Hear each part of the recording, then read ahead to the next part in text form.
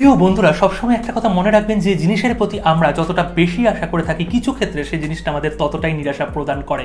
একদম সত্য এবং বাস্তব খাঁটি কথা। তো বন্ধুরা, এই মুহূর্তে আপনারা অনেকেই কিন্তু ইন্ডিয়া এবং বাংলাদেশ থেকে রেডমি নোট 11 সিরিজের অন্তর্গত Redmi note 11 pro, pro plus এই দুটো ফোনের জন্য ওয়েট করে রয়েছেন। এবং এই দুটো ফোন কিছু ক্ষেত্রে আমাদের নিরাশা প্রদান করতে পারে, কিছু ক্ষেত্রে আমাদের নিরাশা প্রদান করতে পারে। আমি কিন্তু সম্পূর্ণ ক্ষেত্রে একবারও বলছি না, কেননা এমন তথ্য আমাদের কাছে এসছে। সমস্ত কিছু আপনাদের সাথে শেয়ার করব, এটাই আমার কর্তব্য। কেননা ফোনের যেমন ভালো দিক আপনাদের সাথে শেয়ার করব, ফোন কেনা উচিত কি উচিত না সেটা বলবো, তার পাশাপাশি খারাপ জিনিসটা অবশ্যই শেয়ার করা উচিত। কারণ আমরা কোনো পেইড রিভিউ করি না, আমরা কোনো কোম্পানির গুণগান করি না, আমরা সঠিক মানুষের জন্য, অবশ্যই মানুষের যাতে হেল্প হয়, কষ্টের পয়সা দিয়ে সঠিক ফোন আপনারা সকলে কিনতে পারেন তাদের হেল্প করি। অবশ্যই ভিডিওটাকে একটা লাইক দিয়ে স্টার্ট করবেন। আর যারা এখনও সাবস্ক্রাইব করেননি, প্রত্যেকদিন ভিডিও দেখছেন, কি চিন্তা করছেন, বাংলা ভাষাকে এগিয়ে নিয়ে যেতে হবে, অবশ্যই সাপোর্ট করুন। সাবস্ক্রাইব করে নোটিফিকেশন বেলটাকে প্রেস করে অল করে দিন। আর যারা সাবস্ক্রাইব করেছেন অবশ্যই নোটিফিকেশন বেলটাকে কিন্তু প্রেস করে অল করে দেবেন, তাহলে প্রত্যেকটা ভিডিওর নোটিফিকেশন সঠিক সময় আপনাদের পাশে পৌঁছে যাবে। তো বন্ধুরা, এখানে রেডমি নোট 11 এই ফোনটা কিন্তু বাংলাদেশে মার্চ মাসে লঞ্চ হচ্ছে আর ইন্ডিয়ান মার্কেটে অফিসিয়ালি লঞ্চ হয়ে গেছে। যেহেতু এখানে প্রো আর প্রো প্লাস এই দুটো ফোন নিয়ে কথা বলছি, আমি প্রথমেই বলে দিচ্ছি এখানে নামের দিক থেকে কিন্তু একটু চেঞ্জ আসছে। হ্যাঁ, 9 মার্চ, এখানে 9 তারিখে মার্চ মাসে ইন্ডিয়াতে অফিসিয়ালি এই দুটো ফোন লঞ্চ হয়ে যাচ্ছে। আর বাংলাদেশে মার্চের এন্ড বা এপ্রিলের প্রথম দিকে হয়তো এই দুটো ফোন অফিসিয়ালি আপনারা পেয়ে যাবেন, কিন্তু তার আগে আনঅফিসিয়ালি আপনারা ডেফিনেটলি পেয়ে যাবেন। এখানে আমি প্রথমেই বলে দিচ্ছি রেডমি নোট 11 প্রো এটার একটা 4G ভ্যারিয়েন্ট হবে এবং একটা 5G ভ্যারিয়েন্ট হবে। কিন্তু 5G যে ভ্যারিয়েন্টটা আসছে সেটা Redmi note 11 pro plus 5G এই নামে কিন্তু আসবে। হ্যাঁ, Redmi note 11 pro 4G, Redmi note 11 pro plus 5G এই দুটো ফোন কিন্তু ইন্ডিয়ান মার্কেটে মনে হচ্ছে লঞ্চ হবে। 99% কারেক্ট ইনফরমেশন আপনাদের দিচ্ছি, এই রকম দুটো নামে আসবে। এবং 4G ফোনটার যে কথা শোনা যাচ্ছে এবং 5G ফোনটারও যে কথা শোনা যাচ্ছে সেটাই আপনাদের সাথে শেয়ার করব।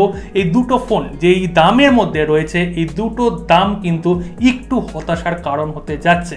কারণ আমরা সকলেই এখানে চিন্তা ভাবনা করেছিলাম যে এখানে 4G যে মডেলটা সেটা ইন্ডিয়ান মার্কেটে অন্তত এখানে 16,000, 17,000, খুব ম্যাক্সিমাম 18,000 টাকা এইরকম প্রাইস রেঞ্জের মধ্যে থাকবে। বিভিন্ন ভ্যারিয়েন্টের কথা বললাম। এবং 5G ফোনটার যে বেস ভ্যারিয়েন্ট হবে সেই ফোনটা কিন্তু অবশ্যই এখানে 20,000 টাকার মধ্যে থাকবে।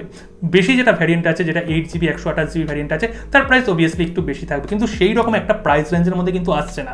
এখানে যদি রেডমি নোট 11 প্রো 4Gর কথা বলি, এখানে দুটো ভ্যারিয়েন্ট লঞ্চ হচ্ছে, 6GB র্যাম সঙ্গে 128GB ইন্টারনাল মেমোরি। এর প্রাইসটা ইন্ডিয়ান কারেন্সিতে থাকছে 17,000 টাকা। হ্যাঁ, 17,000 টাকা থাকছে। আর অপর দিকে এখানে 8GBর পাশাপাশি 128GB যে ভ্যারিয়েন্টটা রয়েছে সেটার প্রাইস কিন্তু 19,000 টাকা, মানে 20,000 টাকার নিচে থাকছে। কিন্তু এই ফোনটা 4G ভ্যারিয়েন্ট। অপর দিকে যেটা 5G ভ্যারিয়েন্ট হচ্ছে, মানে এখানে স্ন্যাপড্রাগন 695 প্রসেসর দিয়ে আসছে, সেই ফোনটা কিন্তু এখানে 22,000 টাকা দাম হচ্ছে। মানে এখানে ধরেছিলাম আমরা যেটা 20,000 টাকা, সেটার প্রাইস কিন্তু আরো 2,000 টাকা বেশি হয়ে যাচ্ছে, 22,000 টাকা। সেটাও কিন্তু সেম ভ্যারিয়েন্টে আসছে, 6GB র্যাম সঙ্গে 128GB ইন্টারনাল মেমোরি এবং 8GB র্যাম সঙ্গে 128GB ইন্টারনাল মেমোরি। সেটার প্রাইস হচ্ছে 24,000 টাকা। এবার আপনারা চিন্তা করুন, রিয়েলমি 9 প্রো প্লাস যে ফোনটা এসেছিল, এই ফোনটার প্রাইসও কিন্তু 25,000 টাকা ছুঁই ছিল। সুতরাং এখানে রিয়েলমি, রেডমি দুজনেই কিন্তু গেম খেলছে। এই রকম প্রাইস রেঞ্জের মধ্যেই তারা ফোনটাকে লঞ্চ করবে। হয়তো তারা অফার দিয়ে এটাকে আন্ডার 20,000 এর মধ্যে নিয়ে আসতে পারে। এখানে প্রথম সেল কিংবা সেকেন্ড সেলের মধ্যে এই অফারটা থাকবে, পরবর্তী সময় আবার যথারীতি দামটা বেড়ে যাবে। আমি যদি স্পেসিফিকেশনটা ইন ব্রিফ একটু বলে দেই, যারা নতুন আছো তাদের জন্য যদি একটু বলে দেই, এখানে দুটো ফোনের মধ্যে 6.67 ইঞ্চির কিন্তু FHD plus super AMOLED panel পেয়ে যাচ্ছি। 120 হার্জের এখানে কিন্তু প্যানেল পাচ্ছি, HDR10 থাকছে, ভালো ডিসপ্লে। দুটো ফোনের ক্যামেরা সেকশনে 108 এমপির ক্যামেরা পাচ্ছি, ব্যাক সেকশনে 8 মেগাপিক্সেলের আলট্রা ওয়াইড ক্যামেরা পাচ্ছি এবং 2 মেগাপিক্সেলের একটা ম্যাক্রো পাচ্ছি। দুটো ফোনের মধ্যেই যেটা এক্সট্রা থাকছে এখানে 4G ভ্যারিয়েন্টে, সেটা হচ্ছে 2 মেগাপিক্সেলের একটা ডেপথ সেন্সর থাকছে। যদি প্রসেসর সেকশনের কথা বলি, এখানে 4G ভ্যারিয়েন্টে আমরা মিডিয়াটেকের G96 এর প্রসেসর পাচ্ছি। 6nm বেস্ট নয়, এটা কিন্তু 12nm বেস্ট একটা প্রসেসর। অপর দিকে এখানে স্ন্যাপড্রাগনের যে 5G ভ্যারিয়েন্টটা রয়েছে, স্ন্যাপড্রাগনের 695 প্রসেসর পাচ্ছি, 6nm বেস্ট একটা প্রসেসর, ভালো মানের প্রসেসর। 5000 mAh এর ব্যাটারি পাচ্ছি। এছাড়া দুটো ফোনের মধ্যে 67 ওয়াটের এখানে আমরা ফাস্ট চার্জিং পাচ্ছি, গ্লাস বিল্ড থাকছে, কর্নিং গ্লাস 5 এর প্রোটেকশন থাকছে ফ্রন্টে, এখানে বক্সি ডিজাইন থাকছে। এবং কালারের যদি কথা বলি, তিনটে কালারে কিন্তু এখানে লঞ্চ হচ্ছে, একটা হোয়াইট, একটা ব্ল্যাক, একটা ব্লু। ঠিক আছে, সমস্ত রকমের সেন্সর আছে, 3.5mm অডিও জ্যাক আছে এবং অ্যান্ড্রয়েড এখানে 11 থাকছে, কিন্তু 12 থাকছে না। অ্যান্ড্রয়েড 11 এর সাথে MIUI 13 থাকছে এবং পরবর্তী সময় খুব তাড়াতাড়ি অ্যান্ড্রয়েড 12 এর আপডেট এই দুটো ফোনের মধ্যে চলে আসবে। এবং এখানে মেমোরি ভ্যারিয়েন্ট কিন্তু UFS 2.2 পাচ্ছি এবং এখানে কিন্তু কোনো মেমোরি কার্ড লাগানোর জায়গা আলাদাভাবে থাকবে না, হাইব্রিড স্লিম স্লট থাকবে, মানে দুটো সিম কার্ড অথবা একটা সিম কার্ড একটা মেমোরি কার্ড, দুটো ফোনের ক্ষেত্রেই বললাম। সুতরাং এখানে নামটা একটু চেঞ্জ হচ্ছে, Redmi Note 11 Pro 4G variant, Redmi Note 11 Pro Plus 5G variant. প্রাইসের কথাও আপনাদের সকলকে বলে দিলাম এবং বাংলাদেশ মার্কেটে এই দুটো ফোনের অফিসিয়াল প্রাইসটা কেমন হতে পারে।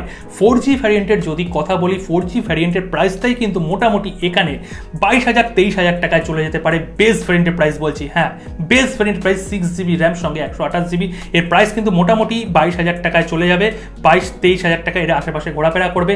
এবং 5G ভ্যারিয়েন্ট যেহেতু ইন্ডিয়াতে এখানে 22,000 টাকায় লঞ্চ হচ্ছে, বাংলাদেশ মার্কেটে অবভিয়াসলি এটার প্রাইস কিন্তু প্রায় 28,000 টাকা, 29,000 টাকা, মানে 30,000 টাকা কিন্তু ছুঁই থাকবে।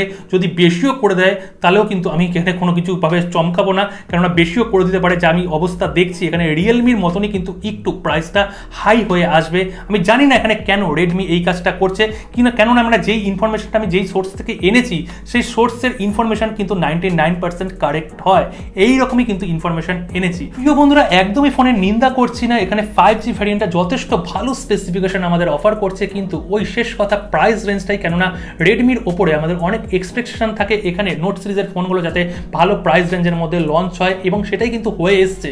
সুতরাং এখানে প্রাইস রেঞ্জটা একটু ম্যাটার করছে।